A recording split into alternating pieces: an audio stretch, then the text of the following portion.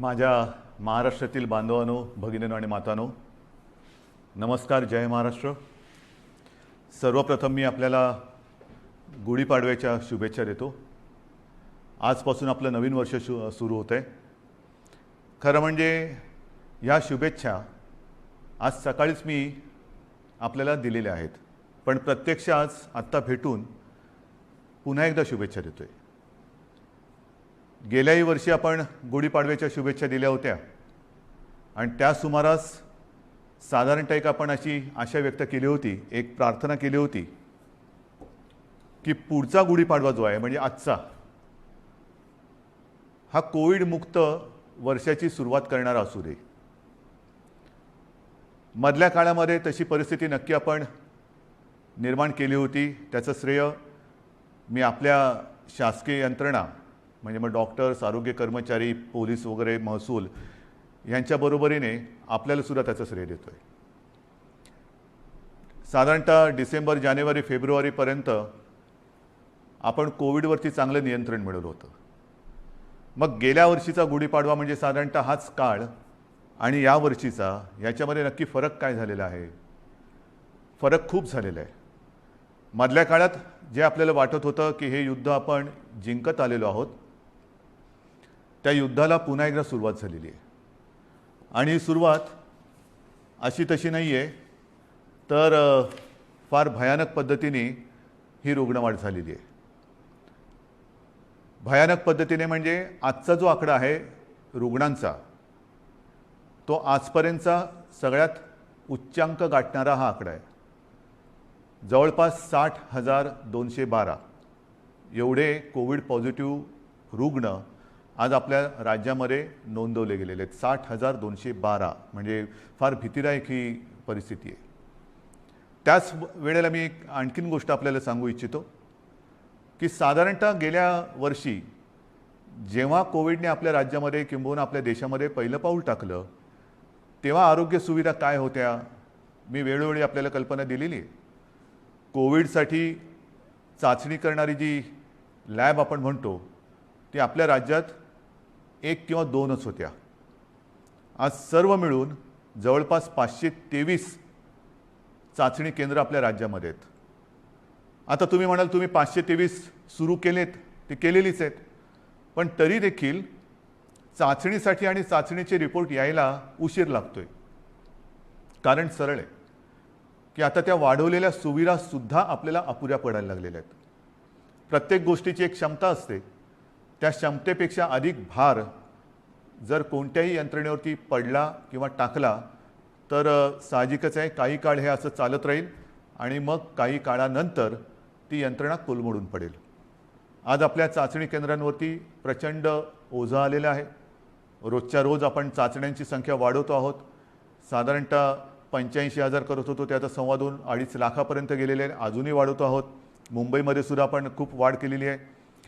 Covid care centres गेल्या वेळेला साधारणतः 2600 होते, 2665, आता 4000च्या आसपास आपण केलेले आहेत.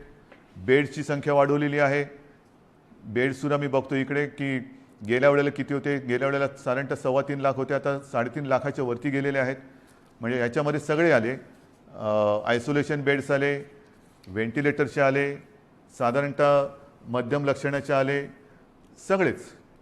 पण आता या सुविधांवरती भार यायला लागलेला आहे. मधल्या काळात आपल्याला कल्पना आहे की आपण MPSC 10वी आणि 12वी या विद्यार्थ्यांच्या आयुष्याची खेळ व्हायला नको म्हणून ह्या परीक्षा आपण पुढे ढकललेल्या आहेत. या परीक्षा आपण पुढे ढकलू शकलो.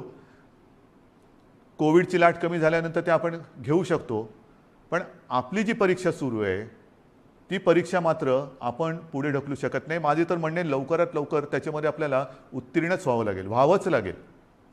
आज चहूबाजूने आपल्यावरती दडपण येते, ऑक्सिजनची कमतरता जाणवते. मी मुद्दामून आपल्याला हे सांगतोय याचं कारण की मी गेले काही दिवस समाजातील प्रत्येक घटकाला सोबत घेण्याचा प्रयत्न करतो आहे, त्यांच्याशी चर्चा संवाद करण्याचा प्रयत्न करतो आहे, सगळ्यांचं एकमत करण्याचा प्रयत्न करतो आहे.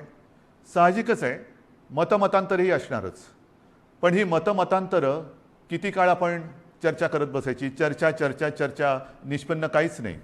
हे आता परवडणारं नाही आहे. कारण हा जो कालावधी आहे, हा जो वेळ आहे, हा एकदा जर का आपल्या हातातून निघून गेला तर मग आपल्या मदतीला कोणी येऊ शकणार नाही. आणि ही सगळी परिस्थिती आता मी जी तुम्हाला सांगतो आहे, साधारणतः आज आपल्या राज्यामध्ये 1200 मेट्रिक टन ऑक्सिजनचं उत्पादन दर दिवशी होतं. 1200 मेट्रिक टन. आजच्या घडीला आपण 100% ऑक्सिजनचा वापर हा पूर्णपणे आरोग्य सुविधांसाठी, म्हणजे ज्यांना कोविडमध्ये ऑक्सिजनची आवश्यकता आहे, प्राणवायू, त्यांच्यासाठी वापरतो 100%. आणि हा वापर जर 1200 मेट्रिक टन आपला रोजचा उत्पादनाचा आकडा मी आपल्याला सांगितला, तर साधारणतः आजच आपण 950 ते 1000 टन प्रतिदिन एवढा ऑक्सिजन कोविड रुग्णांसाठी वापरतो आहोत. म्हणजे किती आपण काठोकाठ आलो ते बघा. बेड्स मिळत नाही आहेत, ऑक्सिजन आत्ता अपुरा पडायला लागलेला आहे. रेमडेसिवीर औषधांची प्रचंड मागणी वाढलेली आहे. रेमडेसिवीरचं सुद्धा मधल्या काळामध्ये मागणी एकदम खाली गेली आणि ती खाली गेल्यानंतर कंपन्यांनी उत्पादन जवळपास कमी केलं किंवा ना थांबवलं. अचानक मागणी वाढली आणि मागणी वाढल्यानंतर हे औषध पुन्हा तयार करायला साधारणतः त्याला, हे त्यांच्या शब्दात जे मला थोडंफार कळतं आहे, समजतं ते मी तुम्हाला सांगतो आहे, की ते औषध मॅच्युअर व्हायला 2 ते 3 आठवडे लागतात. आता तेवढा कालावधी त्याला द्यावा लागतो. आत्ता हळूहळू हा पुरवठा आपल्याकडे सुरू झालेला आहे. आपण ही औषधं कुठेही कमी पडू देणार नाही. जिथून मिळतील तिथून आपण घेतो आहोत. ऑक्सिजनसुद्धा मी मुद्दामून आपल्याला हा नकाशा आपल्यासमोर दाखवतो आहे. केंद्राकडे आपण विनंती केलेली आहे. एक 4-5 दिवसापूर्वी माननीय पंतप्रधानांसमवेत जी व्हिडिओ कॉन्फरन्स झाली, त्या व्हिडिओ कॉन्फरन्समध्ये सुद्धा ही परिस्थिती मी त्यांना सांगितली. साहजिकच आहे, पंतप्रधान आहेत, त्याच्यामुळे मी काही वेगळं सांगण्याची आवश्यकता नाही. रोजच्या रोज त्यांच्याकडे हा अहवाल जातो आहे. रुग्णसंख्या किती आहे, एकही रुग्णसंख्या किंवा मृत्यू आपण लपवत नाही आहोत, हे तर तुम्हाला पहिल्यापासून माहिती आहे. पारदर्शकपणाने सगळ्या गोष्टीला तोंड देतो आहोत, धाडसाने तोंड देतो आहोत, हे महत्त्वाचं आहे. काही लपवत नाही आहे. आणि म्हणून मी त्यांना विनंती केली की पंतप्रधान महोदय, की आम्हाला आत्ताची जी काय परिस्थिती आहे ती पाहिल्यानंतर येत्या काही काळामध्ये ऑक्सिजनची आवश्यकता लागणार आहे. आमच्या इथे जे कारखाने आहेत किंवा जे उद्योग आहेत त्यांना मी विनंती केलेली आहे, त्यांनी तसं कबूल केलेलं आहे. त्यांच्या क्षमतेप्रमाणे ते आपल्याला ऑक्सिजन द्यायला त्यांनी सुरुवातही केलेली आहे.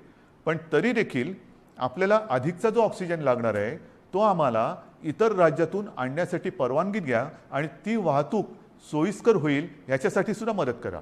आता हे त्यांना सांगितल्यानंतर साधारणतः हा नकाशा बघा. ह्या नकाशामध्ये कुठून कुठून ऑक्सिजन आणण्यासाठी आपल्याला त्यांनी परवानगी दिलेले ते आपल्याला कळेल. विशेषतः ही जी राज्य आहेत ईशान्येकडची, ही किती हजार किलोमीटरवरती आहेत, किती शेकडो किलोमीटरवरती. म्हणजे इतर राज्यातून जर का ऑक्सिजन आणायचं झाला तर त्यालाही यायला किती वेळ लागणार आहे हे सुद्धा आपल्याला माहिती असणं गरजेचं आहे. म्हणजे हा एकदम शेवटचा जो आहे पश्चिम बंगालमधला आहे, तो 1300 किलोमीटरवरती. म्हणजे असे खूप काही शेकड्यापासून, म्हणजे काही आपल्या राज्यात आहेत, परंतु इतर राज्यांमध्ये सुद्धा जे कारखाने किंवा ऑक्सिजन उत्पादक आहेत त्यांच्याकडनं आपल्याकडे ऑक्सिजन यायला रस्त्याने आणि रोजचा किती येणार, किती आणणार, सुरळीत पुरवठा आपल्याला पाहिजे. आणि त्याच्यासाठी मी माननीय पंतप्रधानांना काही विनंत्या करतो आहे. त्या बाकीच्या तर मी आपल्याकडे सांगतोच, पण एक विनंती मी त्यांना करतो आहे, ज्याच्याबद्दल मी अधिकृत पत्र पण लिहितो आहे, की ही रस्त्याने आता ऑक्सिजन आणेपर्यंत आमच्याकडे फार विचित्र परिस्थिती निर्माण झालेली आहे. मला कल्पना नाही असं करता येणं शक्य आहे का. असेल तर आपल्याला लष्करी तज्ज्ञांची मदत घेऊन जर हवाई वाहतुकीने आमच्याकडे ऑक्सिजन आणू शकलो आपण आणि आणू शकत असू तर कृपा करून आम्हाला नुसती परवानगी नाही तर एअरफोर्सला सांगून आम्हाला मदत करायचे तसे आदेश द्या. एवढी निकड आता आपल्याला ऑक्सिजनची लागलेली आहे. कारण तुम्हाला मी हा नकाशा दाखवला. आपल्याकडनं टँकर जाणार, तिकडनं ते भरणार, त्याच्याकडनं ते आपल्याकडे येणार. कदाचित तिथे जरी टँकर्स मिळाले तरी तिथे ते टँकर भरले जाणार आणि आपल्याकडे येणार. पुन्हा इकडे आणून एका वेळेला किती आणणार, आणखीन ऑक्सिजन लागणार. मग रोजची ही वाहतूक आपल्याला सुरू ठेवावी लागणार. रोज आपल्याला ऑक्सिजनचा हा पुरवठा लागणार आहे, रोज आपल्याला रेमडेसिवीरचा पुरवठा लागणार आहे. आणि ही सगळी परिस्थिती बघितल्यानंतर मग मात्र आपल्याला ही आपत्कालीन परिस्थिती आहेच ही धरून हवाई वाहतुकीने लष्कराच्या मदतीने सुद्धा जर करता येणं शक्य असेल तर कृपा करून तशी मदत आम्हाला करावी अशी विनंती मी आपल्या माध्यमातून सुद्धा म्हणजे आता या फेसबुक लाईव्हच्या माध्यमातून आणि मी स्वतः व्यक्तिगत फोनही करीन आणि पत्रसुद्धा लिहितोय. तर ही एक मागणी आहे. तसंच आणखीन एक दोन मागण्या ज्या मला काही वर्गाने केलेल्या आहेत त्यासुद्धा मी वाचूनच दाखवतो की साधारणतः मार्च महिन्यामध्ये GSTचा परतावा दाखल करण्याची मुदत असते. ती मुदत लघु आणि मध्यम उद्योजकांसाठी आणखीन 3 महिन्यांनी वाढवावी अशी मी विनंती माननीय पंतप्रधानांना करतोय की आता हे सगळे संकटातच आहोत आपण. हे संकट ही आपत्ती आहे. या आपत्तीमध्ये आपणच यांना सांभाळून घ्यायला पाहिजे. कारण इतर वेळेला अर्थचक्र चालवणारी हीच लोक आहेत. धंदे राहिले पाहिजेत, रोजीरोटी राहिली पाहिजे, नाहीतर मग जगायचं कशासाठी. तर त्यांना थोडासा एक आधार देण्यासाठी GSTचा जो एक परतावा आहे तो त्याला 3 महिन्यांनी तरी किमान मुदतवाढ द्यावी अशी मी माननीय पंतप्रधानांना विनंती करतो आहे. नंतर जसे आपण बघत असतो की भूकंप होतो, काही वेळेला अतिवृष्टी होते, पूर येतो, मग ती नैसर्गिक आपत्ती आपण जाहीर करतो. नैसर्गिक आपत्ती जाहीर केल्यानंतर मग त्याच्यामधले जे काही निकष असतात त्या निकषच्या अनुषंगाने आपण वैयक्तिक मदत ही करत असतो. तर ही सुद्धा एक नैसर्गिक आपत्ती आहे, तिथं आपण सगळ्यांनीच मानलेली आहे. पण ह्या नैसर्गिक आपत्तीमध्ये जसं इतर नैसर्गिक आपत्तीमध्ये जे निकष आपण लावतो आणि विशेषतः ज्यांची रोजीरोटी ही ह्याच्यामध्ये थोडीशी हल्लेली आहे म्हणा किंबहुना जाण्याची शक्यता निर्माण झालेली आहे, त्यांच्या रोजीरोटीवरती गदा किंबहुना संकटात सापडलेली आहे, अशा लोकांना व्यक्तिगत मदत आपण काय करू शकतो ती मदतसुद्धा द्यावी अशी मी माननीय पंतप्रधानांकडे विनंती करतो आहे. याचं कारण असं की ही आपत्ती ही फार विचित्र आहे. याच्यावरती अजूनही म्हटलं तर औषध सापडलेलं तर नाहीच आहे, पण लस ही सापडलेली आहे. माननीय पंतप्रधानांनी सांगितलं की 11 ते 14 तारखेपर्यंत टीका महोत्सव करा.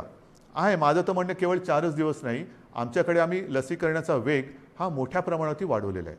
पुन्हा मी त्या लस किती मिळते आणि किती ह्या राजकारणात जाऊ इच्छित नाही, पण लसीकरण हे वाढवावंच लागेल.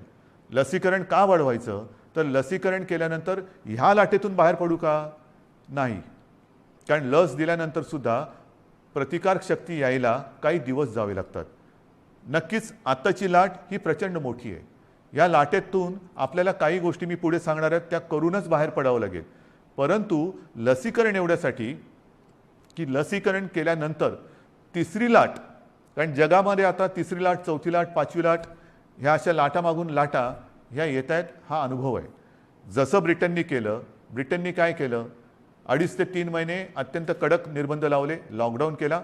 पण दरम्यानच्या काळामध्ये त्यांनी संपूर्ण जनतेला जवळपास काही टक्के जनता त्यांनी आता कव्हर केली, 50%हून जास्त झाली असेल जनतेला त्यांनी वॅक्सिनेशनच्या माध्यमातून एक सुरक्षित केलं. लसीचा पहिला डोस देऊन टाकला आणि तो दिल्यानंतर आत्ताचं तिथलं जे चित्र आहे हॉस्पिटलायझेशन बरंचसं कमी झालेलं आहे, मृत्यूदर हा घटलेला आहे. मग त्याच दिशेने त्याच मार्गाने आपल्याला देखील जावं लागेल. आपल्याला येत्या काही काळात भरपूर प्रमाणामध्ये लसीकरण वाढवावं लागेल की जेणेकरून पुढची लाट आपण कदाचित थोपवू नाही शकणार, पण तिचा वेग हा मंदावू शकू. म्हणजे पहिली लाट आता जर का बघितलं आपण पाठीवळून बघताना तर ह्या लाटेच्या तुलनेत ती लाट काहीच नव्हती. एवढी प्रचंड मोठी ही लाट आहे. अजूनही आपण पीकच्या जवळ गेलो आहोत की नाही कळायला मार्ग नाही आहे. रोजची रुग्णसंख्या वाढते आहे की कुठपर्यंत वाढेल सांगता येत नाही. एक वेगळेपण मी आपल्याला सांगतो की गेल्या वर्षीसुद्धा जेव्हा कोविडची सुरुवात झाली तेव्हा साधारणतः आपण एक चित्र समोर ठेवत असतो की आज एवढी रुग्णसंख्या आहे तर 15 दिवसानंतर रुग्णसंख्येत किती वाढ होईल, रुग्णवाढ किती होईल, महिन्याभरानंतर रुग्णवाढ किती होईल, आणखीन अशीच रुग्णवाढ राहिली, हाच वेग राहिला तर किती दिवसात किती रुग्णवाढ होईल. आणि मी आपल्याला सांगू इच्छितो गेल्या वर्षी केवळ आपल्या आणि आपल्याच जिद्दीमुळे आणि आपल्या संयमाने, आपल्या सहकार्यामुळे जे काही चित्र आपल्याला दाखवलं गेलं होतं तेवढी लाट आपण येऊ दिली नव्हती. त्यापेक्षा कितीतरी खाली आपण कोविडला ठेवला होता. म्हणजेच काय, आपण एकदा हे करून दाखवलेलं आहे. होय, एकदा आपण हे करून दाखवलेलं आहे, कोविडवरती नियंत्रण मिळवून दाखवलेलं आहे. मात्र यावेळीची जी लाट आहे ती लाट आणि जे काही चित्र समोर रुग्णवाढीचं ठेवलं जाते ते जवळपास येते. म्हणजे जी अपेक्षित रुग्णवाढ 15 दिवसांनी किती होईल, महिनाभरानंतर किती होईल, हे जे काय सांगितलं जाते ते चित्र हे यावेळेचं जवळपास सारखं आहे. गेल्या वेळेला जेवढी आपण आरोग्य सुविधा वाढवली ही आरोग्य सुविधा नाही म्हटलं तरी तोकडी पडताना आपल्याला आता दिसते, आपण अनुभवतो आहोत. पण म्हणून आपण काही स्वस्थ नाही बसलेलो, आपण हातपाय गाळून अजिबात बसलेलो नाही, बसणारच नाही. जिद्दीने आपण लढणार आणि जिंकणारच, जिंकायचंच ही जिद्द घेऊनच आपण युद्ध लढतो आहोत. आज सुद्धा मी जे काय आपल्याला सांगणार आहे ते का पाहिजे. एक तर ही रुग्णवाढ भयावह आहे, भीतीदायक आहे. ऑक्सिजनचा उपयोग आपल्याला जास्त करावा लागतोय कारण तेवढी रुग्णसंख्या वाढते. ऑक्सिजनची कमतरता ही आता जाणवायला लागलेली आहे, औषधांची कमतरता ही जाणवायला लागलेली आहे, रुग्णशय्यांची कमतरता ही आता दिसायला लागलेली आहे. आपण येत्या काळामध्ये पुन्हा एकदा आरोग्य सुविधा आणखीन वाढवत आहोत. मुंबईत वाढवतोय, विदर्भात वाढवतोय, पुण्यात वाढवतोय, सगळीकडे वाढवतो आहोत. जिथे जिथे जे जे करता येणं शक्य असेल ते ते आपण सगळे मिळून करतो आहोत. मग तिकडे ऑक्सिजनचे बेड्स वाढवायची आवश्यकता असेल तर ते वाढवतो आहोत, व्हेंटिलेटर्स वाढवण्याची आवश्यकता असेल तर ते वाढवतो आहोत, आयसोलेशन बेड्स वाढवण्याची आवश्यकता असेल ते वाढवतो आहोत, क्वारंटाईन वाढवण्याची आवश्यकता असेल ते वाढवतो आहोत. पण हे एकतर्फी झालं. एकतर्फी म्हणजे असं की त्याला अजून दोन गोष्टी आहेत. ही आरोग्य सुविधा वाढवल्यानंतर प्रत्यक्ष उपचार करण्यासाठी आपल्याला डॉक्टर्स लागणार. डॉक्टर्ससाठी सुद्धा आपले प्रयत्न चालू आहेत. आत्ता नवीन जे विद्यार्थी आपले उत्तीर्ण झालेले आहेत त्यांना आपण आवाहन करतो आहोत की तुम्ही पण या, त्यांचीसुद्धा आपण आरोग्याची काळजी घेणार आहोत, त्यांनासुद्धा आपल्यासाठी आपल्यासोबत घेणार आहोत. त्याचबरोबरीने मी जसं गेल्या वर्षी एक आवाहन केलं होतं की निवृत्त झालेले काही डॉक्टर्स किंवा डॉक्टर कधी तसे निवृत्त होतच नाहीत, पण परिचारिका असतील, आरोग्य कर्मचारी असतील, त्यांनासुद्धा मी आवाहन करतो आहे की तुम्हीसुद्धा पुन्हा एकदा ह्या महाराष्ट्रावरती कोसळलेल्या नैसर्गिक संकटात मदतीला, नुसतं मदतीला नाही मी म्हणत, लढायला पुढे या, लढण्यासाठी पुढे या. सर्व स्वयंसेवी संस्था आहेत, सेवाभावी संस्था आहेत, व्यक्ती आहेत, त्यांनासुद्धा मी आवाहन करतो आहे की आता वेळ आलेली आहे, तुम्हीसुद्धा या. जे जे आपण करता येणं शक्य असेल आणि जे जे तुम्ही करू शकाल ते ते करण्यासाठी आणि हे युद्ध जिंकण्यासाठी तुम्ही सरकारच्या सोबत या. बांधवांनो आणि भगिनीनो, ही उणीधुणी काढण्याची वेळ नाही आहे. मी गेल्याही वेळेला सांगितलं होतं, सर्व राजकीय पक्षांना पुन्हा एकदा आवाहन करतो आहे की उणीधुणी काढत बसू नका. आता जर का उणीधुणी काढत बसलो तर महाराष्ट्र आपल्याला माफ नाही करणार. राजकारण आपण वृत्तपत्रात वाचलं की माननीय पंतप्रधानांच्या समवेत झालेल्या व्हिडिओ कॉन्फरन्समध्ये सुद्धा मी त्यांना हीच विनंती केली की देशातील सर्व प्रमुख राजकीय नेत्यांना एकत्र बोलून व्हिडिओ कॉन्फरन्सच्या माध्यमातून सर्वांना सांगा की आत्ता राजकारण बाजूला ठेवा. हे फार मोठं संकट आहे. आपण एकत्र येऊन जर का लढलो नाही, जर आपण याला साथ म्हणत असू तर आपण सुद्धा एक साथ आलो पाहिजे, एक साथ लढलं पाहिजे, तरच या साथीवरती आपण विजय मिळवू शकतो. आणि म्हणून ही सगळी परिस्थिती आपल्याला सांगितल्यानंतर नाईलाजाने मला काही गोष्टी ह्या थोड्याशा बंधनात्मक आपल्याला कराव्या लागणार आहेत. आणि मला खात्री आहे की हे जे निर्बंध आपण लावतो आहोत हे केवळ आणि केवळ आपल्यासाठी आहेत. मला आनंद होतोय असं कृपा करून समजू नका. मी गेले महिनाभर साधारणतः याची कल्पना देत आलेलो आहे की असं नाही झालं तर काय होईल, तसं नाही झालं तर काय होईल. आपण तसं म्हटलं तर बराचसा वेळ चर्चेमध्ये आणि विचारविनिमयात घालवलेला आहे. आता मात्र कडक पावलं उचलण्याची आवश्यकता आणि ती वेळ तो क्षण आलेला आहे. मग काय करायचं. मी एकदम काही लॉकडाऊन असं म्हणत नाही आहे, पण काही निर्बंध हे साधारणतः त्या सदृश्य आहेत. कारण ही साखळी जर का तुटली नाही तर ही साखळी आपल्याला पूर्ण गुरफटून गुंबरवून टाकल्याशिवाय राहणार नाही. आपल्याला रोजीरोटी महत्त्वाची आहेच, त्याहीबद्दल मी बोलणार आहे.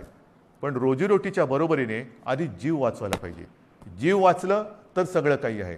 आणि जीव वाचवणं हाच आत्ता आपल्यासमोरचा महत्त्वाचा मुद्दा आहे. आणि तो वाचवण्यासाठी मी पुन्हा एकदा सगळ्यांना हात जोडून विनंती करतो आहे की आजपर्यंत जी काही निर्बंध आपण टाकलेले होते त्या निर्बंधात आता आपण अधिक वाढ करतो आहोत. आणि हे निर्बंध उद्या 8 वाजल्यापासून, संध्याकाळी 8 वाजल्यापासून आपल्या राज्यात लागू होतील. एक फक्त अपवाद थोडा आपल्याला करावा लागणार आहे, कारण तिथे 2-4 दिवसामध्ये मतदान आहे, ते म्हणजे पंढरपूर मंगळवेढा मतदारसंघ, विधानसभा मतदारसंघ. आपल्याला कल्पना आहे की तिथले आपले लोकप्रतिनिधी भारत भालके यांचं कोरोनामुळेच निधन झालं होतं. दुर्दैवाने ते आपल्यातून गेले आणि त्यांची जी जागा आहे त्या मतदारसंघात येत्या 2-5 दिवसामध्ये मतदान आहे. मतदान झाल्यानंतर मात्र तिकडे सुद्धा हे निर्बंध अत्यंत कडकपणाने लागू होतील.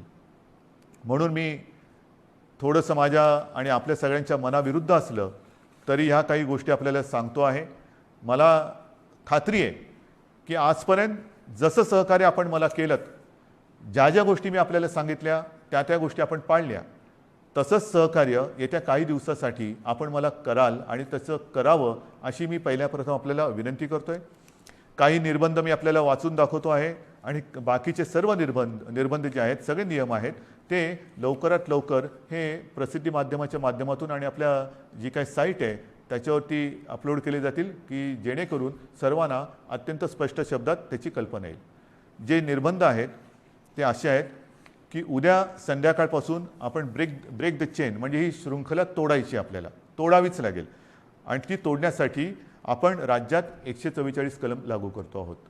म्हणजेच आजपर्यंत ही दिवसा जमावबंदी आणि रात्री संचारबंदी असं होतं, कधी रात्री जमावबंदी करत होतो. आता मात्र आपल्याला पुढचे किमान 15 दिवस राज्यामध्ये संचारबंदी लागू करावी लागत आहे. अनावश्यक येणं जाणं हे आपल्याला आता पूर्ण बंद, मी टाळणं म्हणत होतो, आता ते पूर्ण बंद करावं लागणार आहे. कोणत्याही व्यक्तीला अतिआवश्यक काम किंवा योग्य कारण नसेल तर घराबाहेर आपण आता पडू द्यायचं नाही आहे. मी तर विनंती करतोय की हे मी नियम सांगतोय, पण मला आपल्याकडनं उलटं पाहिजे की जसं एक शब्द आहे जनता कर्फ्यू, जनता ठरवते की नाही आम्हीच आता हे करणार किंवा हे करणार नाही, तसं तुम्ही ठरवायचं आहे की नाही आहे ना आता तसं अनावश्यक काही काम आणि आहे ना बाहेर संकट, तर मग मीच कारण नसताना घराबाहेर पडणार नाही. मी आता कोरोनाला मदत करणार नाही, मी सरकारला मदत करणार, मी माझ्या नागरिकांना मदत करणार. आपल्याला आता प्रत्येकाने ठरवलं पाहिजे की कोणाला मदत करायची, कोरोनाला मदत करायची की कोरोना विरुद्ध लढणाऱ्या सरकारला आणि माझ्या माता भगिनींना आणि बांधवांना मदत करायची. हा निर्णय आता ज्यांनी त्यांनी घ्यायचा आहे की कोरोनाला मदत करणारे कोण आहेत आणि कोरोना विरुद्ध लढणारे कोण आहेत, कोरोना दूत कोण आहेत आणि कोविड योद्धे कोण आहेत, हे आता आपल्याला आता कळणार आहे. आणि म्हणून मला असं वाटतं की काही गोष्टी ज्या आहेत त्याच्यात आवश्यक कॅटेगरी सेवा व उपक्रम वगळून सर्व आस्थापना, सार्वजनिक ठिकाणे, इतर सेवा बंद राहतील. सकाळी 7 ते रात्री 8, सकाळी 7 ते रात्री 8 ह्या काळामध्ये आपण अत्यावश्यक सेवा ज्या आहेत त्या चालू ठेवणार आहोत.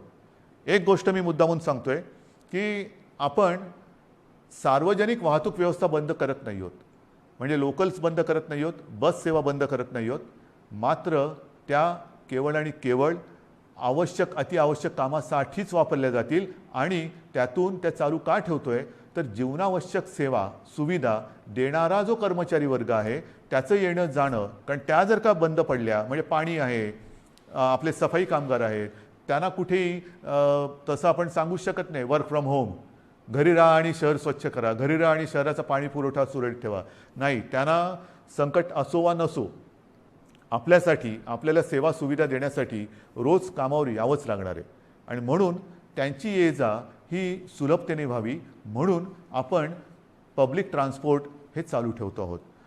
आणि त्याच्यामध्ये सुद्धा आवश्यक कॅटेगरी कोणती धरलेली आपण साहजिकच आहे, रुग्णालय आहेत, दवाखाने आहेत, वैद्यकीय, विमा, औषधी कंपन्या, औषधी दुकाने, वैद्यकीय सेवा देणारे काही डीलर्स आहेत, वाहतूक सप्लाय चेन आहे, लस उत्पादक व वाहतूक करणारे, कारण लस उत्पादक त्यांच्यासाठी वायल्स लागतात, त्यांचे कारखाने उघडे राहतील, त्यांची वाहतूक ये जा करणारे वाहनं आहेत ती चालू राहणार आहेत, मास्क, जंतुनाशक उत्पादक, वितरक, वैद्यकीय कच्चा माल सगळे. त्याचप्रमाणे जनावरांशी जे संबंधित आहेत म्हणजे आपले कृषीची जनावरं आली, शहरामध्ये आपले ज्याला आपण पाळीव प्राणी म्हणतो त्यांच्या संबंधितली दुकानं, त्यांची दवाखाने हे उघडे राहतील.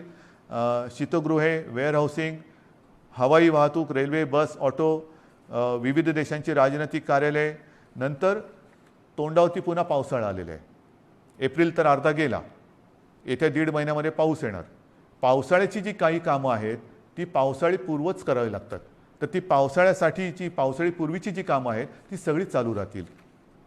त्याच्यानंतर बँक्स, रिझर्व्ह बँक इंडिया आणि त्यांच्याशी संबंधित सगळे सेबीने मान्यता दिलेली कार्यालय, दूरसंचार सेवा व त्यांच्याशी संबंधित देखभाल व दुरुस्ती करणारे, ह्या सगळ्या गोष्टी, ई कॉमर्स असेल, ह्या सगळ्या आहेत. त्याच्यानंतर अधिस्वीकृतीधारक पत्रकार, त्यांनासुद्धा आपण त्यांना मुभा दिलेली आहे जाण्या येण्याची. पेट्रोल पंप चालू राहतील, पेट्रोलियम उत्पादन आहेत, कार्गो सेवा, डेटा सेंटर्स, IT सेवा, शासकीय व खाजगी सुरक्षा मंडळं, ह्या सगळ्या गोष्टी ह्या आपण चालू ठेवतो. हे आहेत, बऱ्याच गोष्टी आहेत. त्याची संपूर्ण मी आता वाचत नाही आहे, पण ह्या गोष्टी ह्या प्रसिद्धी माध्यमाच्या माध्यमातून आपल्याकडे येतील, त्याबरोबर आता अपलोड पण केल्या जातील. तेवढ्या आणि तेवढ्याच चालू राहतील. बाकीची कृपा करून मी आपल्याला विनंती करतो आहे की ह्या सेवा किंवा इतर काही आपली वाहतूक आहे ती बंद राहणार आहे. बांधकामामध्ये सुद्धा आणि इतर जे काही उद्योग आहेत त्यांना सुद्धा मी सांगतोय की तुम्ही सुद्धा जिथे जिथे तुमच्या साईट्स आहेत, एक तर त्या साईटवरती तुमच्याकडे सुविधा असेल तर तुमच्या कर्मचाऱ्यांची सोय तिथल्या तिथे करा. त्यांना उगाचच तिथून त्यांच्या घरी, त्यांच्या घरातून तिथे, म्हणजे कोविडची ये जा जशी व्हावी तशी त्यांची ये जा होऊ देऊ नका. त्यांच्या माध्यमातून कुठे कोविड पसरू देऊ नका. त्यांच्या आरोग्याची खबरदारी घ्या. जर का करायची तुमच्या कॅम्पसमध्ये सुविधा नसेल, पण काही उद्योग असे आहेत की त्यांनी त्यांच्या कर्मचाऱ्यांची एक वसाहतच वसवलेली आहे, ठीक आहे, तो कारखान्यात येईल, तिथून त्याच्या वसाहतीत जाईल, तिथून पुन्हा इकडे. एवढ्यापुरतं वाहतुकीची व्यवस्था तुम्ही करू शकत असाल तर तुमचा उद्योग चालू ठेवायला काही हरकत नाही आहे. आपल्याला अनावश्यक सगळ्या गोष्टी, सगळी ये जा ही थांबवायची आहे. म्हणून कृपा करून अनावश्यक गोष्टी ज्या आहेत त्या टाळायला पाहिजे. आता हॉटेल्स, रेस्टॉरंट यांना सुद्धा आपण त्यांच्यावरती पूर्वीप्रमाणेच निर्बंध असतील आणि टेक अवे व होम डिलिव्हरी एवढंच करता येईल. कर्मचाऱ्यांना लसीकरण आता हे बंधनकारक आहे. रस्त्यावरच्या खाद्य विक्रेत्यांना सुद्धा त्यांना आपण का परवानगी देतोय की अनेक गोरगरीब असे आहेत की ज्यांच्याकडे एकेका खोलीत ते 5-5, 7-7, 8-8 लोक राहतात. एका खोलीत एवढे लोक राहतात, त्यांच्याकडे स्वयंपाकघराची सोय नाही, मग बाहेर त्यांना खावं लागतं. आणि मग ते खाणार कुठे? जर रेस्टॉरंट्स आणि इतर ज्या काही गोष्टी आहेत त्यांना आपण टेकअवे घरी पार्सल नेण्यासाठी परवानगी देत असू, तर रस्त्यावरच्या खाद्य विक्रेत्यांना सुद्धा सकाळी 7 ते रात्री 8 ह्या वेळेमध्ये तिथल्या तिथे नाही, त्यांनी सुद्धा ते पॅक करून जो कोणी गोरगरीब येईल त्याला ते देण्याची व्यवस्था करावी. आपल्याला गर्दी टाळायची आणि अनावश्यक वाहतूक तर नाहीच पाहिजे. ह्याच्यामध्ये आवश्यक सेवेसाठी लागणारे उत्पादन करणारे उद्योग हे पूर्ण क्षमतेने चालू ठेवण्यात येतील आणि या उत्पादनांची निर्यात करणारे उद्योगसुद्धा चालू ठेवण्यात येतील. आपल्याला ह्या सगळ्या गोष्टींची मी कल्पना देतो आहे. आता हे झाल्यानंतर काही गोष्टी अशा आहेत की बाबा हे सगळं तुम्ही निर्बंध सांगितले, मग आमच्यासाठी तुम्ही काय करणार? रोजीरोटीचं काय? मी मगाशी आपल्याशी बोलताना बोललो की माननीय पंतप्रधानांना आपण सांगतो की नैसर्गिक आपत्तीत व्यक्तिगत लाभ जसे आपण देऊ शकतो त्या अनुषंगाने काही लाभ ह्या नैसर्गिक आपत्तीत द्यावे अशी माझी विनंती आहे. मात्र राज्य सरकार म्हणून अन्न सुरक्षा जी आपली योजना आहे त्या योजनेअंतर्गत जे सगळे लाभार्थी आहेत या लाभार्थ्यांना प्रति व्यक्ती 3 किलो गहू आणि 2 किलो तांदूळ याप्रमाणे 1 महिना आपण आता मोफत धान्य देणार आहोत पुढच्या 1 महिन्यासाठी. म्हणजे कुठेही आपण त्यांची कदाचित रोजी ही मंदावली असेल पण रोटी थांबू देत नाही आहोत. त्यांच्यासाठी अन्नधान्याची व्यवस्था आपण करतो आहोत आणि याच्यामध्ये नोंद केलेले जे आपल्याकडे लाभार्थी आहेत त्यांची संख्या साधारणतः 7 कोटी आहेत. म्हणजे 7 कोटी जे आपले नागरिक आहेत ह्या वर्गात मोडणारे त्यांना आपण पुढच्या महिन्यामध्ये म्हणजे आजपासून जेव्हापासून ही बंधन उद्यापासून सुरू होतील 1 महिना प्रत्येकी 3 किलो गहू आणि 2 किलो तांदूळ याप्रमाणे 1 महिना मोफत आपण धान्य देणार आहोत. तसंच आपल्याला सर्वांना कल्पना आहे सरकार आल्यानंतर आपण 10 रुपयात शिवभोजन थाळी ही गोरगरिबांसाठी सुरू करण्याची योजना जाहीर केली. ती जाहीर केली, योजना सुरू झाली आणि कोविड आला. मग काय करायचं? तर ही योजना कोविड आल्यानंतर आपण 10 रुपयाची जी एक शिवभोजन थाळी होती ती 5 रुपयावरती आणली आणि साधारणतः मी तोही आकडा सांगितलेला आहे. आतापर्यंत काही कोटी लोकांनी ह्या थाळीचा लाभ घेतलेला आहे. आता आपण ही शिवभोजन योजना जी आहे ही जी थाळी आहे ती 10 रुपयाची थाळी आपण 5 रुपयात केली होती. आता पुढचा 1 महिना शिवभोजन आपण मोफत देणार आहोत. 2 लाख थाळ्या जवळपास आपण रोज देतो. ह्या 2 लाख थाळ्या म्हणजे हे शिवभोजन आपण हे मोफत देणार आहोत गोरगरिबांसाठी. म्हणजे सांगतात ना की तुम्ही लॉकडाऊन करताय पण रोजीरोटीचं काय, तर रोजी थोडीशी मंदावणार आहे. मी पुन्हा एकदा सांगतो, मला कल्पना आहे, पण रोटी कुठे आपण थांबू देत नाही. ही संपूर्ण व्यवस्था, हा सगळा जो काय मी भार नाही म्हणत, हे कर्तव्य जे आहे ते कर्तव्य आपलं सरकार हे समर्थपणाने सांभाळणारच. भार हा पडणार सरकारवरती, जसा तुमच्यावरती पडतोय तसा सरकारवरती पडतोय, पण सरकार हा आपल्या सगळ्यांच्या आशीर्वादाने भार सोसणार आणि सोसायला ते समर्थ आहे.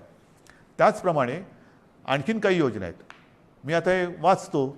संजय गांधी निराधार योजना, श्रावणबाळ आणि केंद्र पुरस्कृत इंदिरा गांधी राष्ट्रीय वृद्धापकाळ निवृत्ती वेतन योजना, इंदिरा गांधी राष्ट्रीय विधवा निवृत्ती वेतन, इंदिरा गांधी राष्ट्रीय दिव्यांग निवृत्ती वेतन योजना, या 5 योजनेतील लाभार्थ्यांना 2 महिन्यांकरता प्रत्येकी 1000 रुपये आर्थिक सहाय्य आपण आगाऊ देतो आहोत. म्हणजे आधी देतो आहोत, नंतर नाही, आत्ता आधी देतो आहोत. आणि ह्याचे साधारणतः लाभार्थी हे किमान 35 लाख आहेत. म्हणजे वरती मी जसं सांगितलं तुम्हाला की दारिद्र्य रेषेखालील कुटुंब आहेत, काही निराधार महिला आहेत, वयोवृद्ध आहेत, दिव्यांग आहेत, असंघटित क्षेत्रातील नागरिक आहेत, कामगार आहेत, रिक्षाचालक आहेत, आदिवासी समाज, यांच्यासाठी आपण 3 किलो गहू आणि 2 किलो तांदूळ ही योजना जाहीर केली. शिवभोजन आपण पुढचा महिनाभर मोफत देतो आहे. त्याच्यानंतर आता ह्या योजना त्याच्यात जो 1000 रुपयांचा जो देणं असतं आपण ते आगाऊ देतो आहोत आणि त्याच्यात 35 लाख लोक आपण त्यांना एक नाही म्हटलं तरी आधार देतो आहोत. नंतर महाराष्ट्र इमारत व इमारत कामगार कल्याणकारी जे मंडळ आहे त्या मंडळामध्ये राज्यातील नोंदणीकृत बांधकाम कामगार जे आहेत त्यांना 1500 रुपये, हे 1500 रुपये आपण अर्थसहाय्य देतोय प्रत्येकी. म्हणजे त्याच्यामध्ये साधारणतः 12 लाख पुन्हा लाभार्थी आहेत जे आपल्याकडे नोंदणीकृत आहेत. हे 1500 रुपये आपण त्या बांधकाम वर्गातील कामगारांना देतो आहे. घरेलू कामगार, आता हा एक वेगळा आपण हे करतोय. घरेलू कामगार जे नोंदणीकृत घरेलू कामगार आहेत त्यांच्यासाठी सुद्धा आपण एक निधी देतो आहोत. म्हणजे हा सुद्धा एक मोठा वर्ग आहे तसा, जो नोंदणीकृत आहे त्यांना आपण हा निधी देतो आहोत. त्याच्यानंतर आता पुन्हा तळहातावरती पोट हे ज्यांचं आहे तोच हा वर्ग आहे. त्याच्यामध्ये आणखीन थोडा वर्ग बाकी आहे, तो म्हणजे अधिकृत फेरीवाले. अधिकृत फेरीवाले आहेत, या फेरीवाल्यांसुद्धा आपण एका वेळचे 1500 रुपये प्रत्येकी देतो आहोत. फेरीवाल्यांसाठी जे अधिकृत नोंदणीकृत आहेत फेरीवाले त्यांना देतो आहोत. आणि हे जे देणं आहे हे या फेरीवाल्यांची स्वनिधी योजनेत बँकांकडे नोंदणी असल्यामुळे बँकांमार्फत हे त्यांच्या बँकेत हा जो काही निधी आहे तो त्यांना हस्तांतरण दिलं. ह्याच्यामध्ये जवळपास 5 लाख लाभार्थी आहेत. तसंच आपले रिक्षाचालक आहेत, कारण सगळंच बंद केल्यानंतर रिक्षाचालकांनी काय करायचं, तर ह्याच्यामध्ये सुद्धा जे परवानाधारक रिक्षाचालक आहेत त्या रिक्षाचालकांना सुद्धा एका वेळेचं आपण 1500 रुपये हे देतो आहोत. आता याच्यामध्ये सुद्धा साधारणतः 12 लाख लाभार्थी आहेत. म्हणजे तुम्ही बघत जा, 7 कोटी, 35 लाख, 12 लाख, 5 लाख, 15 लाख, आपण जे जे करता येणं शक्य असेल ते करतो आहोत. माझ्या आदिवासी समाजासाठी सुद्धा खावटी योजनेचा लाभ घेत असलेल्या आदिवासी कुटुंबांना प्रति कुटुंब आपण एका वेळेचं 2000 रुपये हे आर्थिक सहाय्य देतो आहे. ह्याच्यामध्ये सुद्धा आता लाभार्थी 12 लाख आहेत. म्हणजे आपण जेवढं करता येणं शक्य असेल तेवढं करतो आहोत.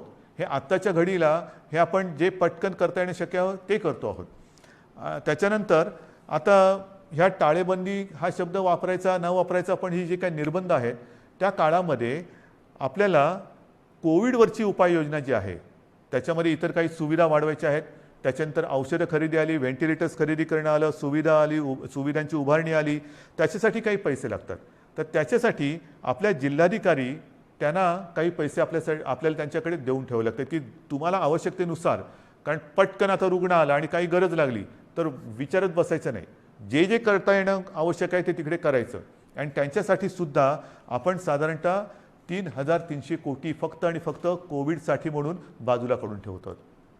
म्हणजेच काय की आपण हा सगळा जर का एक आढावा घेतला तर ढोबळमानाने हे सगळं आपण करण्यासाठी जवळपास 5400 कोटी रुपये आपण हे विविध ज्याला आधार देतो म्हणतो, तुम्ही नुसती मदत नाही पण एक आधार देण्यासाठी आणि कोविड वाढू नये वाढलाच तर औषधोपचारासाठी सुविधांसाठी म्हणून आपण एवढा एक निधी बाजूला काढून ठेवतो आहे.